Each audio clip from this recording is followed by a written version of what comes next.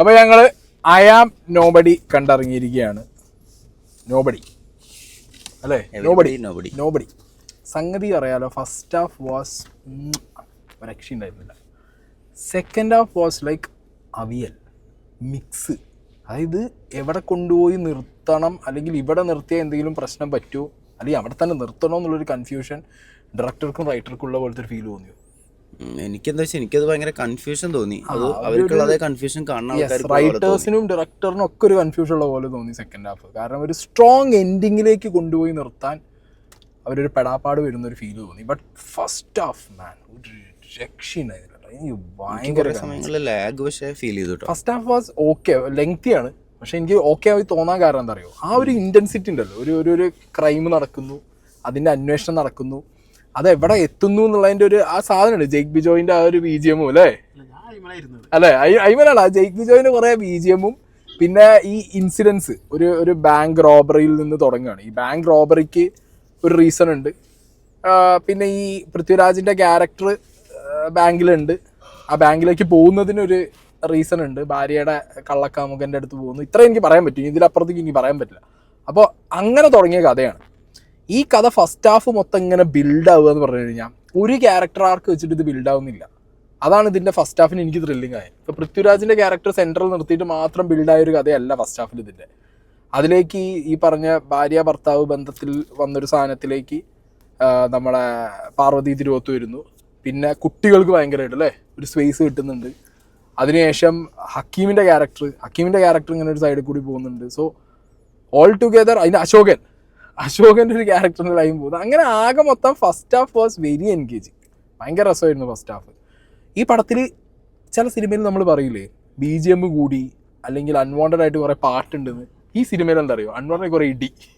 അത് തോന്നി അടി, ഒരു ആവശ്യമില്ലാത്ത കുറെ നീണ്ട അടി. അതായത് ഈ നോബഡി എന്ന് പറഞ്ഞ ഈ ക്യാരക്ടർ ഒരു എന്താ പറയാ കംപ്ലീറ്റ് നോബഡിയാണ്, ആരും അല്ലാത്ത ഒരുത്തൻ. പക്ഷെ സിനിമയുടെ സെക്കൻഡ് ഹാഫ് ഒക്കെ ആകുമ്പോഴത്തേക്ക് ഇത് അമാനുഷികനാവും. പക്ഷെ എനിക്കെന്താ വെച്ചിട്ടുണ്ടെങ്കിൽ നമ്മളെ സിസ്റ്റത്തിനൊക്കെ കൂടെ എടുത്തിട്ട്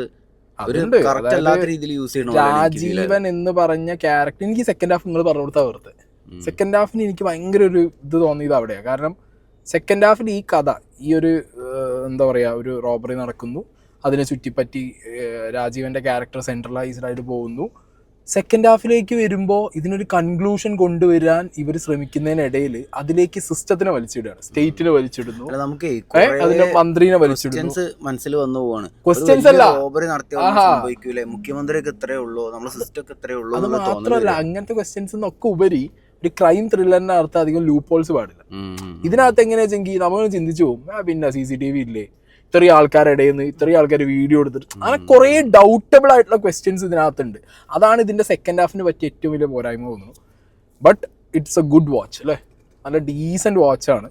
എനിക്ക് പ്രത്യേകിച്ച് പാർവതിയുടെ ക്യാരക്ടർ എനിക്ക് ഭയങ്കര സട്ടിലായിട്ട് തോന്നി. അവരുടെ ക്യാരക്ടറിന് ഒരു മെച്യൂരിറ്റി ഉണ്ട്, അതൊരു ഭയങ്കര സട്ടിൽനെസ്. പാർവതി ഭയങ്കരമായിട്ട് സ്ട്രഗിൾ ചെയ്യുന്ന ഒരു വൈഫായിട്ടും ഒരു അമ്മയായിട്ടും ഒക്കെ ഫീൽ ആവും. ഒരേ സമയം ഭർത്താവിനെ വെറുക്കുന്ന അല്ലെങ്കിൽ ഭർത്താവിന് ഇഷ്ടമില്ലാത്തൊരു ക്യാരക്ടർ ആയിട്ട് പോലും ചില ടൈമിൽ ഒരു സെക്കൻഡ് ചാൻസ് കൊടുക്കുന്ന വൈഫ് എന്ന് പറഞ്ഞുള്ള ആ സാധനം ഒരു ബ്രില്യൻ്റ് ആയിട്ട് ചെയ്തിട്ടുണ്ട്. അതുപോലെ തന്നെ ആ അമ്മയും കുട്ടികളും തമ്മിലുള്ള ബോണ്ട് അല്ലേ, അത് ഭയങ്കര വർക്കുള്ള സാധനമാണ്. പിന്നെ Hakeem is growing day by day അല്ലേ, രസമാണ്. ഹക്കീം ഒരു രക്ഷയില്ലാതെയാണ് ഓരോ ടൈമിലും ഹക്കീം സിനിമയിലൂടെ വളർന്നുകൊണ്ടിരിക്കുന്നത്. ഹക്കീമിനെ നമുക്ക് ആക്ച്വലി ഇപ്പോൾ ഒരു സിനിമയിൽ നിന്നും ഒഴിവാക്കാൻ പറ്റാത്ത രീതിയിലാണ് കാര്യമായിട്ട് കയറി വരുന്നുണ്ട് ഹക്കീം. വില്ലനാണെങ്കിൽ വില്ലനാക്കാം, നായകനാണെങ്കിൽ നായകനാക്കാം. അങ്ങനത്തെ ഒരു രീതിക്ക് ഹക്കീമിന്റെ വളർച്ച അത് ഭയങ്കര രസമായിരുന്നു. പിന്നെ ഈ പടത്തിനകത്ത് അശോകന്റെ ക്യാരക്ടറിന് ഒരു ടോൺ ഉണ്ട് ഇതിനകത്ത്. അങ്ങനെ എന്താ പറയാ, നമുക്ക് വെറുപ്പിക്കുന്നില്ല, ഒരു നല്ല ടോണിലാണ് അശോകന്റെ ക്യാരക്ടർ പോയിട്ടുള്ളത്.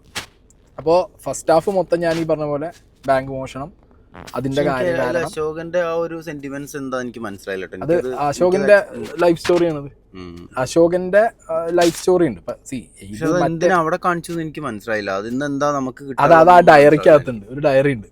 ആ ഡയറി ഒന്നുകൂടി നിങ്ങൾ കോൺസെൻട്രേറ്റ് ചെയ്ത് നിങ്ങൾക്ക് മിസ്സായി പോയിട്ടുണ്ടാവും. എന്താ അസുഖം വന്ന് മരിച്ചത് അങ്ങനത്തെ ഒരു സംഭവമാണ്. അതായത് ഒരു കഥ പറയില്ലേ, ഒരു ലൈൻ ഉണ്ട് അതിനകത്ത്. അശോകന്റെ ഒരു ലൈൻ ഉണ്ട്, എല്ലാവർക്കും ഉണ്ട് കേട്ടോ, പറയാൻ മാത്രം ലൈൻ എല്ലാവർക്കും ഉണ്ട്. പക്ഷെ ഇതൊക്കെ എന്താ പറയാ ഒരു ക്രൈമിനെ ജസ്റ്റിഫൈ ചെയ്യുന്ന സാധനങ്ങൾ എന്നുള്ള രീതിക്ക് സിനിമ പോയി ഉണ്ടാവും. അങ്ങനത്തെ ഒരു ഐറ്റം അങ്ങനെ ഉണ്ടായത് നമ്മുടെ നാട്ടിൽ ക്രൈം ഒക്കെ നടത്തിയാലും അതിങ്ങനെ ഒരു രസമായിട്ട് അങ്ങോട്ട് പോകുന്ന ക്രൈം ജസ്റ്റിഫൈ ചെയ്യാം.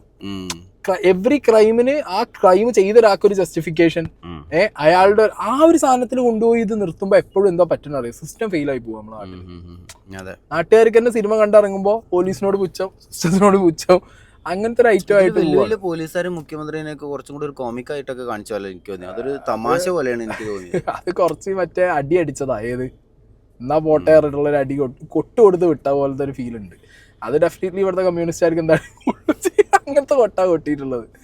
പിന്നെ ജെയ്ക്ക് ബിജോയാടാ ഒന്നും എടുത്ത് പറയണം അല്ലേ, എന്നാതിരി പണ്ണല ചങ്ങായി പണി വെച്ചിരിക്കുന്നത്. ബാക്ക്ഗ്രൗണ്ട് സ്കോർ ഒക്കെ പല സമയത്തും പല വെറൈറ്റീസ്. അതെ, നല്ല രസമുണ്ട്. എനിക്ക് അതിലൊരു ഹിന്ദി പാട്ടുണ്ട്, ഒരു ഹിന്ദി സാധനം, ഹിന്ദി പാട്ടൊക്കെ ഉണ്ടല്ലോ കറക്റ്റ് ഒരു മലയാള സിനിമയ്ക്ക് മറ്റേ ജിനി ജിനി ജിനിക്കെ പണ്ട് പറഞ്ഞ സാധനമല്ല, ഇത് കിടിലൻ സാധനം. അതുപോലെ നോബഡി എന്ന് പറഞ്ഞ സാധനം അതും ഭയങ്കര രസമായിട്ടുണ്ട്. അതൊക്കെ എന്ന് പറഞ്ഞാൽ ഭയങ്കര അടിപൊളിയായിട്ട് ചെയ്തിട്ടുണ്ട്. എനിക്ക് മനസ്സിലാത്തൊരു കാര്യങ്ങൾ ഇതൊക്കെയാണ്. എന്തിനാണ് ഫുൾ ടൈം പൃഥ്വിരാജ് ഇങ്ങനെ വെള്ളടിച്ച ഒരാൾ നടക്കണ പോലെ ഇങ്ങനെ നടക്കണമെന്ന് എനിക്ക് മനസ്സിലായിട്ടില്ല. അത് ആ ക്യാരക്ടർ അങ്ങനെ ആയതുകൊണ്ടാവും. അത് പലർക്കും കൺവേ ആയിട്ടുണ്ടാവും, ചിലപ്പോൾ കൺവേ ആവില്ല. എനിക്ക് കൺവേ ആയി ആ ക്യാരക്ടർ എന്താണ് അങ്ങനെ ആയി എന്നുള്ളത്. കാരണം അയാളുടെ റിലേഷൻഷിപ്പ് അങ്ങനെ ബ്രോക്കൺ ആണ്, അയാളെ ഇഷ്യൂ ആണ്, അയാൾ ബ്രോക്കൺ ഫാമിലി ഉള്ള ഒരു വ്യക്തിയാണ്. അതുപോലെ കുട്ടികളെ വെച്ചിട്ടുള്ള ഒരു കളികൾ അതൊന്നും എനിക്കെന്തോ അതൊക്കെ എനിക്ക് ഭയങ്കര അതായത് ക്വസ്റ്റ്യനബിൾ ആയിട്ടുള്ള കുറെ സാധനങ്ങളുണ്ട്. ഇപ്പൊ എല്ലാവർക്കും എന്താ പറയുക, എല്ലാവർക്കും എന്താ പറയുക കണക്ട് ആവില്ല, ചിലർക്ക് ക്വസ്റ്റ്യനബിൾ ആവും. അങ്ങനത്തെ കുറെ സാധനങ്ങൾ ഇതിനകത്ത് ഡീപ്പായിട്ട് നോക്കിക്കഴിഞ്ഞാൽ പണി വാഴണം എന്നുള്ള രീതിയിലുള്ള സാധനങ്ങൾ കഥയുടെ ഭാഗത്തുണ്ട്. പിന്നെ നിസാം ബഷീറിന്റെ ഡിറക്ഷൻ എനിക്ക് ഫസ്റ്റ് ഹാഫ് ഞാൻ പറഞ്ഞല്ലോ അടിപൊളിയായിട്ട് തോന്നി. ഈവൻ ഓരോ ഫ്രെയിമുകളും നറേഷനൊക്കെ രസമുണ്ടായിരുന്നു.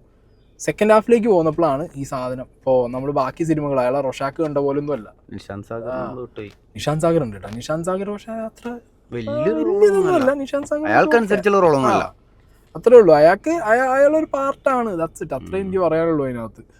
പിന്നെ റൈറ്റർ സമീർ അബ്ദുൾ, ഈ സമീർ അബ്ദുൾ തന്നെയാണ് നമ്മൾ ഇതൊക്കെ ചെയ്തിട്ടുള്ളത്, ഇബ്ലീസും റൊഷാക്കും തോന്നുന്നു. അപ്പോൾ ആ പടങ്ങളിൽ ഇതിൻ്റെ ഒരു നറേഷൻ, ഇതിൻ്റെ റൈറ്റിങ്ങിൽ തന്നെയാണ് ഈ സെക്കൻഡ് പാർട്ടിന് എനിക്ക് ഏറ്റവും കൂടുതൽ പണി തോന്നിയത്.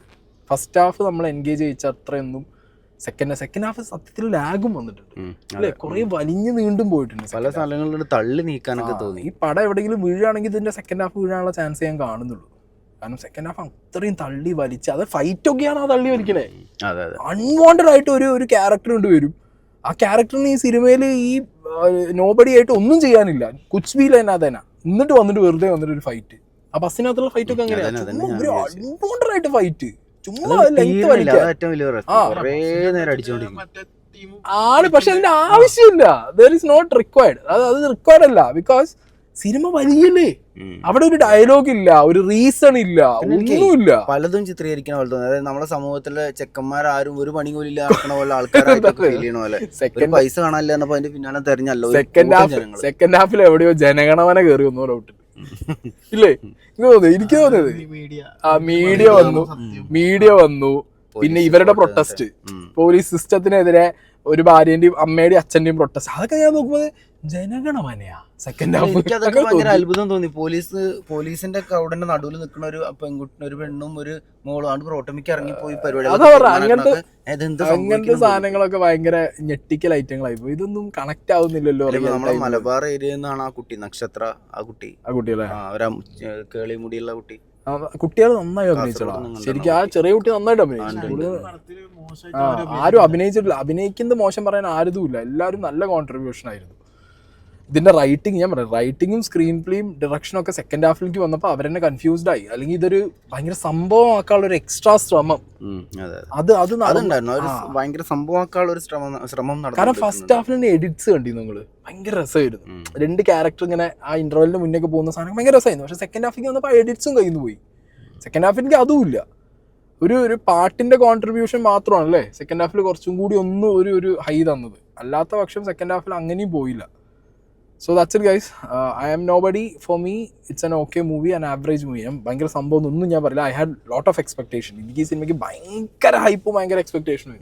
ഞാൻ തന്നെ ഇപ്പൊ ഖലീഫ എന്നതിന് നിങ്ങളോട് പറഞ്ഞത് I am nobody തകർക്കും, കാരണം അത് അങ്ങനെയാവും എന്നൊക്കെ വിചാരിച്ചു പോയിട്ട് ഞാൻ എക്സ്പെക്ട് ചെയ്ത് സത്യം പറഞ്ഞത് ഇനി പറഞ്ഞു കഴിഞ്ഞാൽ ചിലപ്പോൾ നാട്ടിൽ തുടങ്ങി ഞാൻ മെമ്മറീസ് പോലത്തെ ഒരു സാധനം എക്സ്പെക്ട് ഞാനും അതന്നെ വിചാരിച്ചത്. അത് ഈ തുടങ്ങുമ്പോൾ ഞാൻ അങ്ങനെ തന്നെ വിചാരിച്ചത്, അങ്ങനത്തെ ഒരു മോഡൽ ടൈപ്പ് ഓഫ്. പിന്നെ തുടക്കത്തിന് കാര്യമുള്ളൂ. തുടങ്ങുമ്പോൾ ഞങ്ങളോട് കാര്യം പറഞ്ഞാൽ ആദ്യം തിയേറ്ററിൽ കയറി ഇരുന്നുകൊണ്ട് ഇതിന്റെ പൃഥ്വിരാജ് പ്രൊഡക്ഷൻസിന്റെ ഒക്കെ സാധനം കാണിക്കുമ്പോൾ അതിന്റെ ബാക്ക്ഗ്രൗണ്ടിൽ വേറെ സാധനം ഓടിക്കൊണ്ടിരിക്കുന്നുണ്ട്.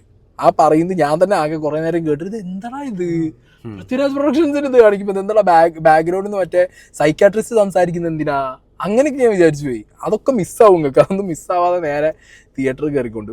ഓക്കെ, അപ്പോൾ ദാറ്റ്സ് ഇറ്റ് ഗൈസ്.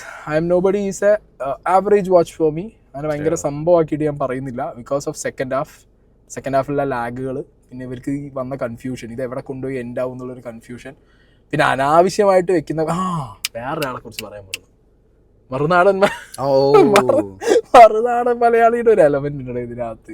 ശരിക്കും അത് ഈ സിനിമയ്ക്കകത്ത് മലയാളി ശരിക്കും സോഷ്യൽ മീഡിയനെ റെപ്രസെന്റ് ചെയ്യാൻ വേണ്ടിയിട്ട് മറുനാടൻ്റെ ഒരു സാധനം കൊണ്ടുവന്ന് വെച്ചതാണ്.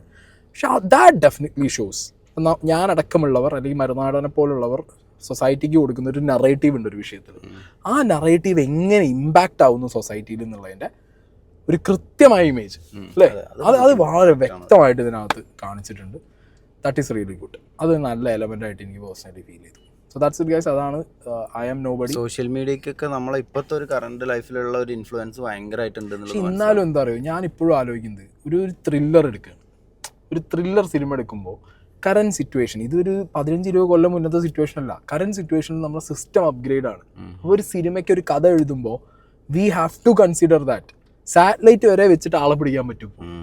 ആ കാലഘട്ടത്തിൽ നിങ്ങൾ ബ്ലൈൻഡ് സ്പോട്ട്സ് അല്ലെങ്കിൽ ഒരു കോൾ ട്രേസ് അല്ലെങ്കിൽ ഒരു കോൾ ലൊക്കേഷൻ അല്ലേ, ഒരു സസ്പെക്റ്റഡ് ആയിട്ടുള്ള ഒരാളുടെ കോൾ ട്രേസ് പോലും എടുക്കാത്ത രീതിയിൽ നല്ല സാധനം ആ ഹെലികാമൊക്കെ വെച്ച് നോക്കണതും അതൊക്കെ അതൊക്കെ ഒരു തമാശ പോലെ. അതെ, അത് അങ്ങനെയല്ല. ഇത് ടെക്നിക്കലി ഇതിന്റെ റൈറ്റിംഗ് സൈഡിൽ എനിക്ക് അവിടെയാ പോരായ്മ തോന്നി. കാരണം ഈ കാലഘട്ടത്തിൽ റോബറിക്ക് ചുമ്മാ വെറുതെ വന്നിട്ട് അടിച്ചിട്ട് പോണ സാധനം, റോബറി ചെയ്ത ആൾക്കാരും ഒക്കെ ഒരു തമാശ രീതിയിലുണ്ടായി മാറി മൊത്തത്തിൽ. Okay guys, that's it. An average movie. ഭയങ്കര ഹൈപ്പിൽ പോകണ്ടെന്ന് ഞാൻ അഗൈൻ പറയും. ആൻ ആവറേജ് മൂവി, അത്രേ ഉള്ളൂ. ഫസ്റ്റ് ഹാഫ് കൊണ്ടാണ് ഞാൻ ആവറേജ് പറയുന്നത്. Second half for me is A complete messed up disaster എന്നാണ് പറയാനുള്ളത്. ആൻഡ് പൃഥ്വിരാജിൻ്റെ അഭിനയം അത് പിന്നെ പറയേണ്ട കാര്യമില്ല, അങ്ങനെ നന്നായിട്ട് ചെയ്തിട്ടുണ്ട്. ബട്ട് അതൊക്കെ പറയുമ്പോഴും തലയിൽ വിഗാണോ അതോ ഇനി മറ്റേ എയർ ഫിക്സിങ് ആണോ എന്നൊന്നും എനിക്കറിയാൻ പാടില്ല. അതൊക്കെ ഒരു അടിയൊക്കെ കഴിയുമ്പോൾ വീണ്ടും മറ്റേ ടച്ചപ്പ് വന്ന് വെച്ച പോലെ നിൽക്കുന്നതെന്നൊക്കെ പറഞ്ഞു കഴിഞ്ഞാൽ ബ്ലഡൊക്കെ ചില സമയത്ത് കയ്യുമൊക്കെ ഇങ്ങനെ ചോരേൻ്റെ ഒക്കെ കളറൊക്കെ മാറിയിട്ട് ഒരു റോസ് കളറൊക്കെ അങ്ങനത്തെ സാധനങ്ങളൊക്കെ സ്റ്റിൽ നമ്മളെ സിനിമകൾ കുറച്ച് റിയാലിറ്റി അല്ലെ, റിയൽ ആവണ്ടേ, കുറച്ച് റിയൽ ആവണം എന്നൊക്കെയാണ്. കാരണം ഇത്രയും പൈസ മുടക്കിയിട്ട് പടം എടുക്കുമ്പോൾ അതൊക്കെ കുറച്ചും കൂടി ഒന്ന് പിടിക്കുന്നത് നല്ലതാണ് ആക്ച്വലി. അല്ലെങ്കിൽ അത് എന്താ പറയുക, ചില സമയങ്ങളൊക്കെ ഭയങ്കര കാര്യത്തിൽ ഇത്രയും അഡ്വാൻസ് ആയിട്ട് പോയിക്കൊണ്ടിരിക്കുന്ന ഈ ഒരു സമയത്ത് പഴയ പോലെ ഇങ്ങനെ വാരിത്തേച്ചമാരൊക്കെ ഭയങ്കര അത് ഭയങ്കര ഒരു ശോകം സാധനമായി പോയി. സോ ദാറ്റ്സ് ഇറ്റ് ഗൈസ്, അത്രേ ഉള്ളൂ. ഇനി അടുത്തത് ഇനിയിപ്പോൾ ഏതാളുള്ള അടുത്ത കാലത്ത് സ്പൈഡർമാനല്ലേ ഉള്ളു. സ്പൈഡർമാൻ നോക്കാം. ഡി സി ഉണ്ടല്ലോ. ഡി സി എന്താ 30 ഡി സി ഉണ്ട്.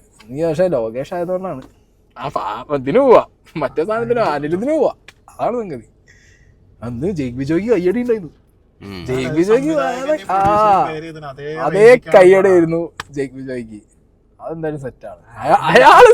അയാൾ വെച്ചിട്ടുണ്ട് ഇതിൽ, അയാൾ പണിയിട്ടുണ്ട്. അതൊക്കെ. സോ അടുത്തുള്ള തിയേറ്ററിൽ പോയി കണ്ടോ. That's it.